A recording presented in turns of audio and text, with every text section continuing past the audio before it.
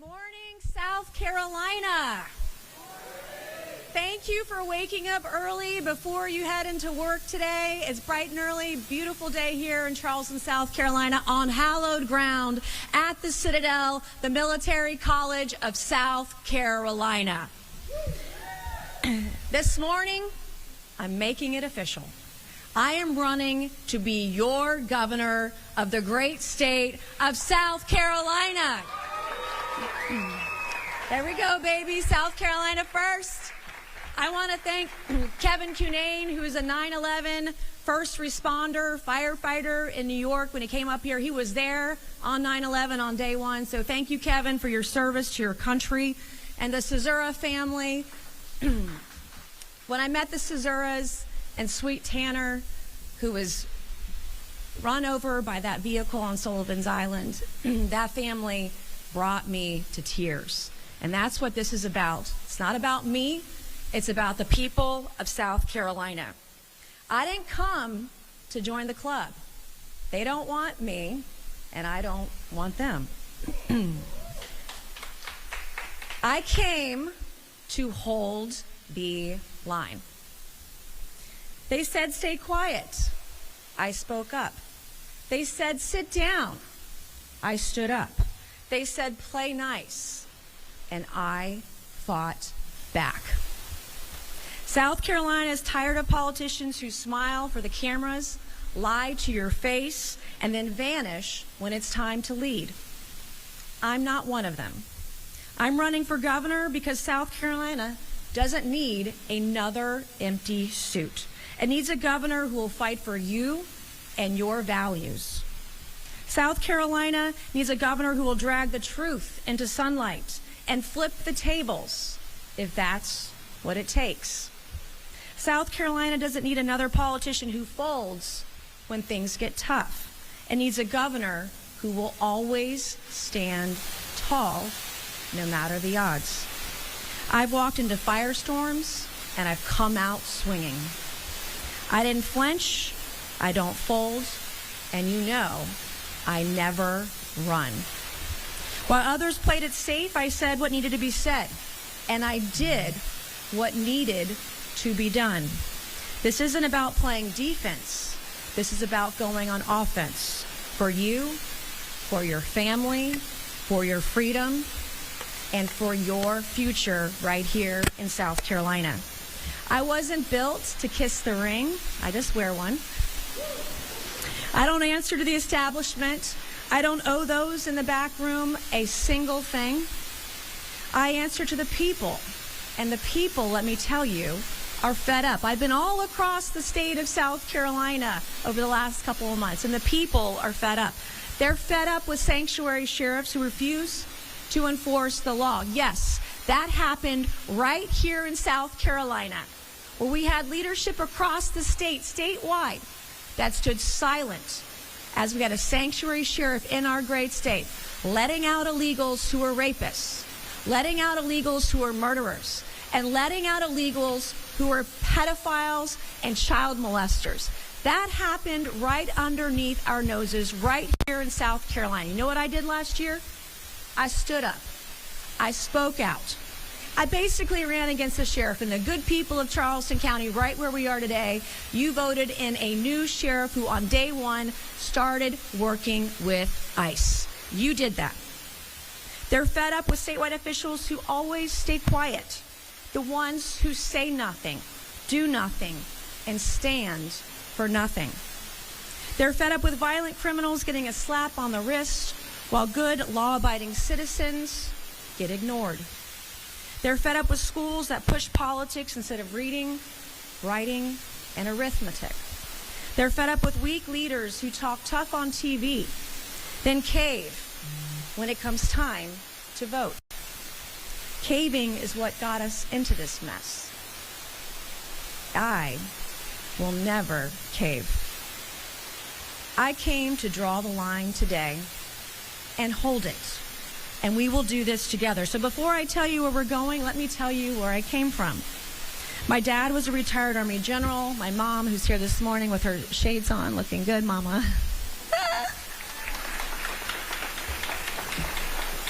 She's a retired school teacher. She actually taught at the school that I dropped out of. And I made one of the worst decisions of my life, to drop out of school at the age of 17.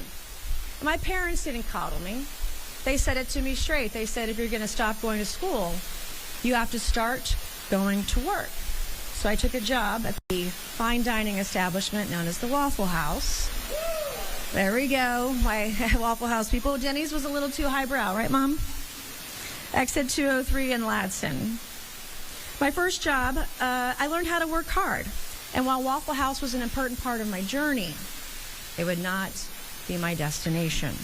So I went from making waffles to making history right here where we are standing on hallowed ground this morning, the Citadel, the Military College of South Carolina, because 26 years ago, this summer, this high school dropout became the first woman ever to graduate from the Citadel Corps of Cadets right here in South Carolina. A college where we don't burn American flags, we salute them. And right here on this hallowed ground, I guess almost 30 years ago, 29 years ago, I came storming into the gate, the main gate of the Citadel, probably shaking, nervous. I asked my father to help me drop my goods off in my dorm in the barracks, number 2 barracks, Paget Thomas Barracks, and he said no. I had to do it on my own. I remember my parents, my mom, my dad, dropped me off at the barracks here at the Citadel. I asked for a hug. My dad shook my hand. And he said, don't call home if you want to quit. Just put on your shoes and start walking. And I didn't quit because I had something to prove to myself, because when everyone said, no, Nancy, you can't do that. No, Nancy, you will never make it. No, Nancy, you don't have the ability to be successful. No, Nancy, you won't win. I said, watch me. And I learned about having courage. I learned about having discipline. I learned what it takes to lead no matter the odds. Because leading a district, a state, a country means you have to do hard work. When you're doing it right, it's hard, it's not easy. And I learned right here at the Citadel how to hold the line, no matter the odds. And now I'm ready to hold the line for something bigger. And that means putting South Carolinians first. That means putting your families first, putting our workers first, putting our laws first, and our values first. Something that's been ignored for decades here in the great state of South Carolina. Not the illegals who are flooding our state. We have Sinaloa cartel here. We have MS-13. We have Tren de Agua. They are all here. And we will work with ICE better than ever to ensure that anyone who was here illegally gets deported immediately. We will work with ICE in every respect. If we need housing for ICE, we have it. If we need to have boots on the ground to help ICE, we will do it. We will do everything in our power. And we will not let another sanctuary sheriff dictate who gets to stay here when they're here illegally. We will not allow another sanctuary sheriff to let out rapists, murderers, and illegals who are here, who are child molesters, out onto the streets of South Carolina. Not on my watch. Now, we will hold the line against the gender cult that has invaded our schools. And we've seen it. Just a few months ago, I noted how Clemson University had 15 genders on a form. Did you know male and female were not two of the options? So you know what we did?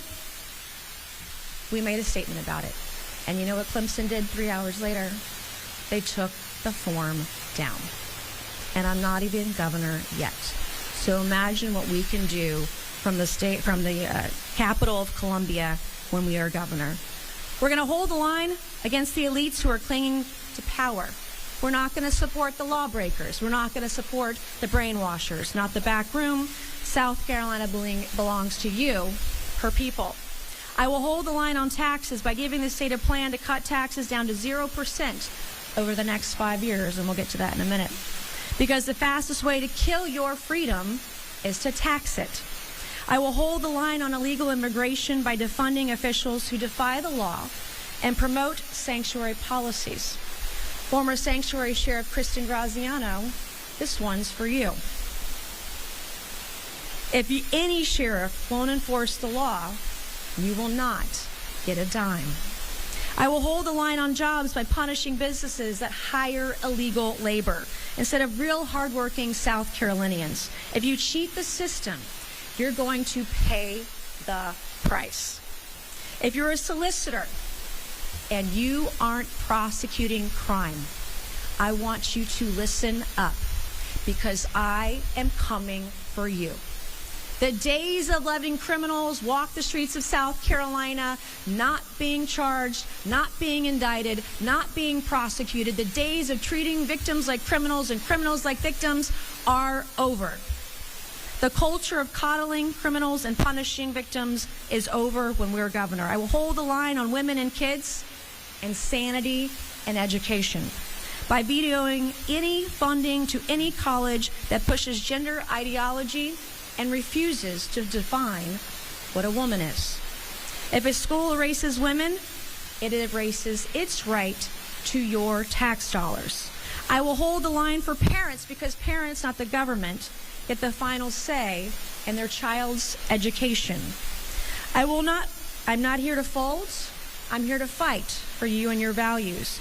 Together, we will make South Carolina more prosperous, more educated, more healthy, and more safe. This isn't just a campaign. It's a calling. A calling for common sense. A calling for courage. And a call to put South Carolina first. So to the establishment this morning and the cowards hiding behind their long written press releases, buckle up. To the radical left, brace yourselves. And to the great people of the great state of South Carolina, help is on the way.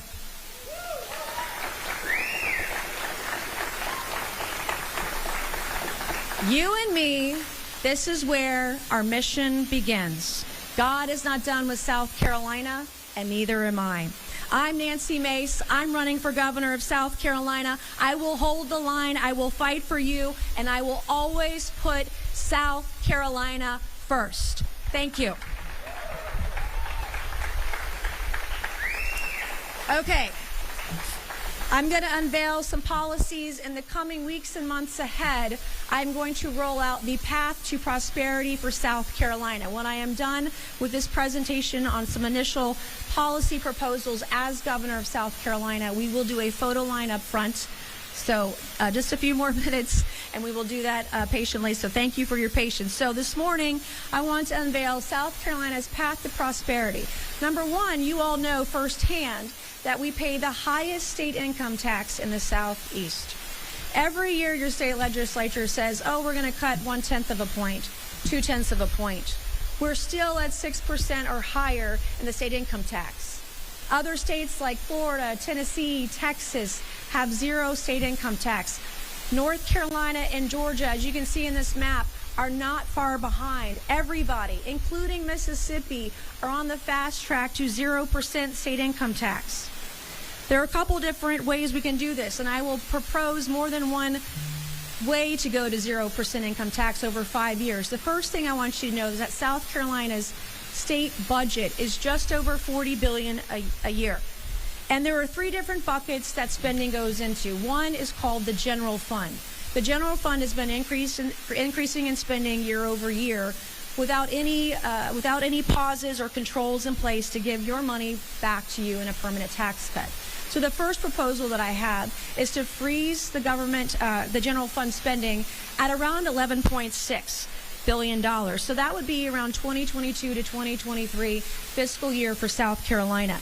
If we were to just freeze the general fund spending, and if revenues continue to grow, this at fiscal year 24-25, we expected $13.2 billion. If they continue to grow at this level, we can reduce and give back enough money from the general fund as a permanent tax cut to residents to reduce the state income tax to 0% in 5 years. Now, if we need to accelerate that, we can also look at earmarks. The state has looked at earmarks pre-COVID. Earmarks were around $30 million in 2019. Now, most recently, you can see on the chart here, earmarks in the 2023-2024 fiscal year for $700 million. So if we take a look at, I want to get rid of earmarks, but let's just say we take half of earmarks annually and we don't spend them. That will help accelerate us to getting to 0% state income tax in 5 years. I want to use every dollar above that cap at $11.6 billion to reduce state income tax until it hits zero. We'll pause and reduce or eliminate earmarks to accelerate that process. I also want to mandate that every single state agency find 3 to 4% annually to cut. We know we can find it. If we need to have a program to have early retirement for state government employees, we will do it. If we need to freeze hiring for state government employees, we will do it. This isn't about austerity. This is about building a robust and prosperous future for South Carolina. We know that South Carolina's economy is built on the backs of small businesses. Who benefits the most from a 0% state income taxes? It is the hardworking people of South Carolina, and equally, it is the LLCs and small businesses that are running our state. I will eliminate departments, boards, and commissions that don't serve key functions. Did you know that there are over 250 boards, departments, commissions, etc. in the state of South Carolina? I'm not even sure what they do. I'm not sure the state knows what they do, so we will reevaluate that as well. I want to audit all administrative overhead and sunset low-impact and duplicative government programs. The second thing I want to bring up this morning is law and order. Last year, as many of you know, here in South Carolina, we had a sanctuary sheriff and former Sheriff Kristen Graziano. In a red state that said they banned sanctuary policies, not a single statewide elected official in South Carolina stood up and told Sanctuary Sheriff Kristen Graziano no. One person did in federal office. I did that. I was assisted by some of our local leaders here in Charleston County, but not many, not enough. So when I'm governor, we will end all sanctuary loopholes. There will not be a sanctuary sheriff who will step foot in the state of South Carolina when I am governor. If you are a business employing illegal aliens, we will hunt you down and we will find you. Find you, and we will fine you $1,000 a day until you learn from your mistake and you employ real, hardworking South Carolinians. We will work with ICE and DHS to provide facilities to house illegals for deportations. Between all of our state facilities across the state of South Carolina, there are hundreds of beds that we can utilize. The Naval Brig, for example, or other facilities. We've identified hundreds of places, beds and facilities that we can use to work with ICE. And yes, DHS and ICE do compensate states for housing illegal immigrants. That will be a part of our program. We'll increase penalties for violent crimes and sexual abuse. You should see some of the ridiculous plea deals that are happening in our state. And the third-degree plea deals that they get. Oh, $100 fine for this. And not prosecuting pedophiles. We will increase penalties for violent crimes and sexual abuse. We will expand our statewide statistics, our annual report that is provided to the state of South Carolina via SLED and other agencies. Right now, they only have the ability to tell you how many arrests they're making in every county. That is going to change when I'm governor, because you have a right to know not only how many arrests the state, local, county, municipalities are making for what crimes, you have a right to know how many indictments were made out of those arrests and how many were prosecuted. You have the right to know how many convictions there are in this state. You have the right to know what the sentencing is. And need I remind you about convicted pedophile Donald Gresh, who was found with 1,900 images of toddlers as young as 3 being raped by animals. He was facing 60 years. And your Attorney General, Alan Wilson, pled down to 1 indictment. He was facing 60 years. They negotiated Donald Gresh. The AG negotiated Donald Gresh's sentencing in 15 minutes. And you know how many days he served in jail? He served 1 day in jail. So the days of pedophiles serving 1 day in jail are over. If you are an AG or a solicitor who thinks it's okay to allow these people to walk the streets and put your kid in danger, that ends, because I'm coming for you.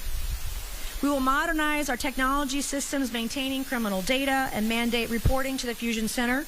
We will aggressively pursue federal grant funding. Most recently in Berkeley County, we assisted Berkeley County with getting a $500,000 grant to hire 3 law enforcement officers to help curtail the use of illegal firearms and violent crimes in Berkeley County. We will do this for every county across the state. If you need resources, we will find them, and we will aggressively pursue them. We will defund any office, agency, or department who refuses to follow state and federal law. The days of rogue judges, rogue solicitors, rogue prosecutors, and rogue attorney generals are over. We will create a mechanism to remove all of the rogue AGs, solicitors, and judges and sheriffs who don't follow the letter of the law. And we will clean up our streets by enacting and enforcing aggressive vagrancy laws. On education, as you all know, I am a high school dropout in South Carolina. This is an issue that is near and dear to my heart. Not much has changed in the last 30 years. I see stemming the tide of our failing education. There are 2 things that I believe that we can do immediately. Now, yes, I support expanding school choice. I've supported the state of South Carolina in that. But there are 2 things we can immediately do on day 1. Number 1, if we need to focus on literacy. So if a child cannot read or write in the 3rd grade, they don't go on to 4th grade. Now, we have some policies in place for this now, but it's not mandatory. As governor, I would make it automatic and mandatory, and I would narrow down the exceptions for our students who cannot read and write by 3rd grade. And if they can't read and write by 3rd grade, they will be assigned a reading mentor, and they'll be required to read 90 minutes a day while they're at school. Whatever it takes so those young children can get to 4th grade and graduate. Because if they're not ready by 4th grade, they will not be ready by middle school. And if they're not ready by middle school, they will not be ready by high school. We as a state are about 24th or 25th in the nation in what we spend per student per year across the country. And we were still almost dead last in outcomes. We are behind Mississippi. They have run circles around South Carolina for the last 7 years, and they're beating us in this. We cannot be last in education because we are the 10th fastest growing state in the country right now, and we have so many jobs that are opening up in South Carolina. These jobs are being imported to people from outside our state. I want to have the best South Carolinians with the best degrees, the best certifications, the best qualifications to take the best jobs in the state of South Carolina. The second piece to my education plan is that we need to have a real bona fide, we have a little one right now, degree. I want to see 2 tracks for high school diplomas. The traditional track for the traditional student who's going to go on to a 2 or 4 year degree. But we need a second, more well-defined track with greater requirements that if a student isn't going to make it to college, that they make it to get certified in a vocation, whether that's plumbing, carpentry, as an electrician or a welder, or getting their CDL, or getting their cosmetology degree. If you are certified in a trade and you are ready for work the day after you graduate from high school, you should be qualified to get a high school diploma equivalent to your vocational training and certification. If you are, and the kids who are listening today, if you graduate high school with a welding certificate, your starting salary at the age of 18 is $80,000. If you get your commercial driver's license certification at Trident Technical College or any community college or in high school and you're ready to drive as a commercial truck driver, your starting salary in some places of South Carolina is $80,000 a year. If you have your nuclear welding certificate as a welder, your starting salary in South Carolina is $110,000 a year. Who's had a plumber come to their house lately? I don't know about you, but I'm paying about $2.50 an hour, and I swear to God, it's a 2-hour minimum. I'm paying $500 every time my plumber comes over. And my plumber, by the way, vacations in Cape Cod every summer. So I missed out on that gig, but they are making money hand over fist. The same thing with electricians. We don't have enough people for these jobs from South Carolina. I want our kids and our students certified for those jobs when they graduate. We're going to ban child porn in libraries. You should see some of the books I have seen recently. We're going to expand adult education as well. We are going to ban pronouns in the classroom. I don't want to see any glitter parties. I want kids coming home with A's and B's, not they and them. We're going to have tech-free school zones. I want to protect teacher wages. And let me be very clear, no state dollars to any K through 12 school, college, or university that teaches there are more than 2 genders. We will not fund any schools that allow biological men in women's bathrooms or locker rooms that allow men to compete in women's sports or schools that push gender ideology. Let me tell you today, as governor, you will be cut off.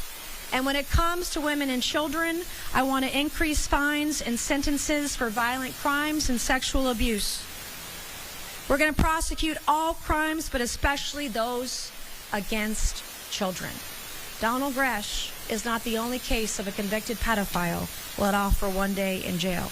I want to ensure that SLED and all of our men and women in blue have the resources, staffing, and technology to process rape kits and do for all their forensic lab work without delay. We're going to stop treating victims like criminals and criminals like victims. We will follow federal guidelines for trauma-informed investigations and treat victims with dignity and respect.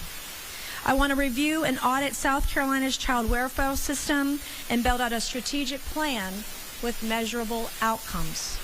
No child left behind. And I will sign a bathroom bill into law because mentally ill men don't belong in women's spaces. I recently, in the National Defense Authorization Act, got passed an amendment that would make child rapists in the UCMJ Uniform Code of Military Justice would give the death penalty for child rapists. That is something else I support. The last two I want to talk about are infrastructure and energy. As you know, our roads are crumbling. I want to audit SCDOT spending.